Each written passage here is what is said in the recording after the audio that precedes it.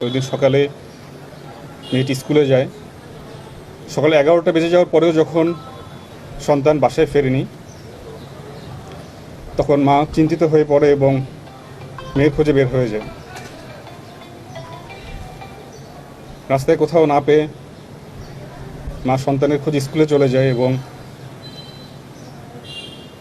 শিক্ষকদের জিজ্ঞাসাবাদে তিনি জানেন তার মেয়ে চলে গিয়েছে 10টার পরেই।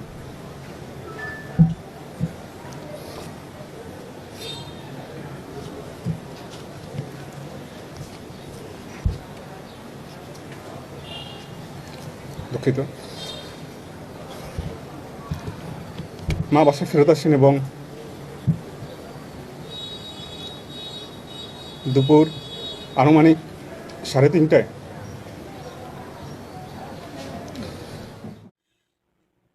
এখন একটাই চাওয়া, বাংলাদেশে সর্বোচ্চ আইন প্রয়োগ করে সর্বোচ্চ আইন যেটা আছে সেটা যেন ওর জন্য ধার্য করা হয়।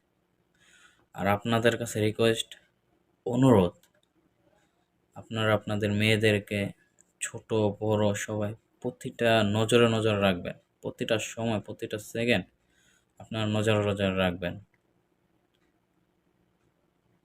তাদেরকে একা কোথাও বেরোতে দিবেন না।